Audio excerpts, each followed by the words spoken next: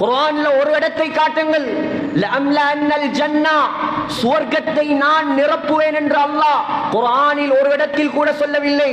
ஆனால் குர்ஆனில் 2 இடத்தில் அல்லாஹ் சொல்றான், லஅம்லஅன்ன ஜஹன்னம மினல் ஜின்னதி வன் நாஸி அஜ்மஈன், மனிதர்களையும் ஜின்களையும் போட்டு நான் நரகத்தை நிரப்புவேன். சகோதரர்களே, சிந்தித்து பாருங்கள்.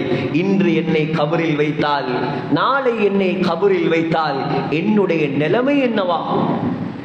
துனியாவை பற்றி, சம்பாத்தியத்தை பற்றி, உலக முன்னேற்றத்தை பற்றி மிம்பரில் ஏறி கொத்துபா ஓத தேவையில்லை. மிம்பரில் ஓதப்படக்கூடிய கொத்துபாக்கள் சகோதரர்களே, ஸல்லல்லாஹு அலைஹி வஸல்லமுடைய கொத்துபாக்களை எடுத்து பாருங்கள்.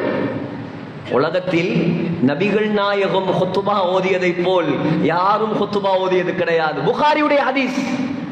காலையில் சுபகு தொழுது விட்டு மிம்பரில் ஏறினார் ஸல்லல்லாஹு அலைஹி வஸல்லம். லுஹர் வரைக்கும் ஹுத்துபா ஓதினார்.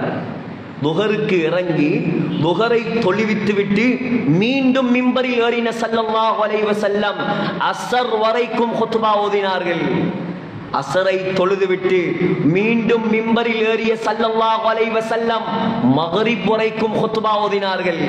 மக்ரிபை தொழுதுவிட்டு மிம்பரில் ஏறிய ஸல்லல்லாஹு அலைஹி வஸல்லம் இஷா வரைக்கும் குத்பா ஓதினார்கள். உலகத்தில் யாரும் இப்படி குத்பா ஓதிய சரித்திரம் கிடையாது.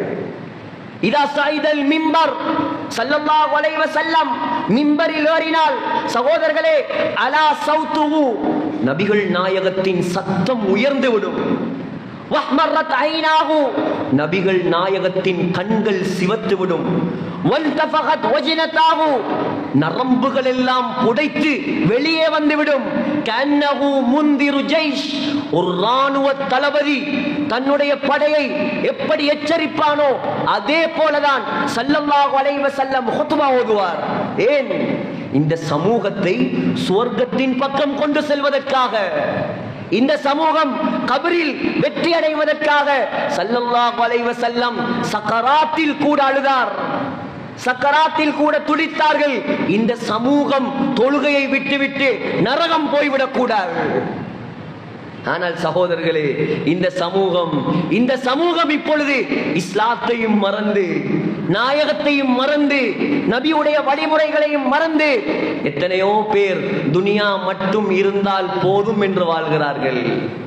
சொன்னார்கள் ஸல்லல்லாஹு அலைஹி வஸல்லம், அல்லாஹ்வுக்கு மாற்றமாக வாழ்ந்தவனை கபரில் எழுப்பாட்டி கேள்வி கேட்பார்கள் மலக்குமார். சொல்லுவாராம், உன்னுடைய ரப்பு யார்? ஹா ஹா லா அதிரி, எனக்கு தெரியாது. உன்னுடைய இஸ்லாம், உன்னுடைய மார்க்கம், ஹா ஹா லா அதிரி, எனக்கு தெரியாது. ஸல்லல்லாஹு அலைஹி வஸல்லமை காட்டி கேட்கப்படும், இவர் யார்? சிந்தித்து பார்ப்போம் சகோதரர்களே. என்னால் பதில் சொல்ல முடியுமா? உங்களால் பதில் சொல்ல முடியுமா?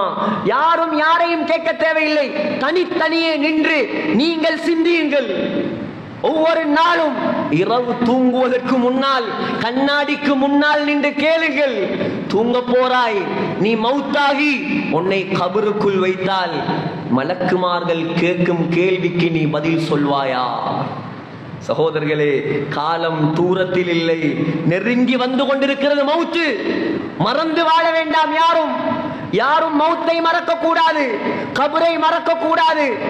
சொல்லுவானாம், லா அதிரி, நபியை பார்த்து கேட்பாங்க. எங்களுக்காக ரத்தம் சிந்திய தலைவர் அவர், எங்களுக்காக கியாமத் நாள்ல கூட ஃபாத்திமா, ஆயிஷா என்னுடைய மகள், என்னுடைய மனைவி சொல்ல மாட்டார் ஸல்லல்லாஹு அலைஹி வஸல்லம்.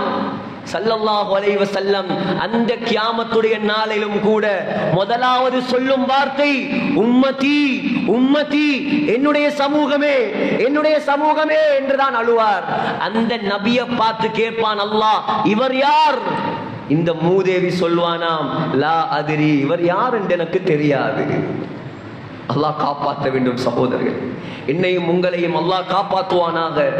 சகோதரர்களே, வானத்திலிருந்து அல்லாஹ் சொல்லுவானாம், அன்கதப், இவன் பொய்யன், இவன் அநியாயக்காரன், பொய் சொல்லிவிட்டான். ஃபஃப்ரிஷூஹு மினன் நார், நரகத்துடைய விரிப்பை விரியுங்கள். வஃப்தஹூ லஹு பாபன் இலன்னார், நரகத்துடைய கதவை திறங்கள் இவன் கபருக்கு. வல்விசூஹு மினன்னார், நரகத்துடைய ஆடைகளை உடுப்பாட்டுங்கள். சகோதரர்களே, நரகத்துடைய ஆடை எது?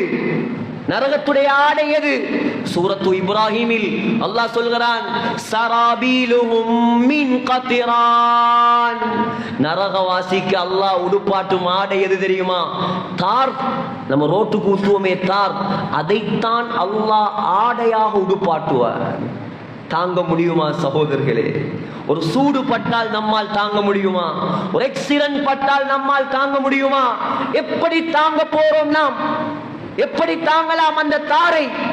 நரக ஆடையை கபருக்குள் உடுப்பாட்டினால் எப்படி இருக்கும் சகோதரர்களே? அது மாத்திரமா?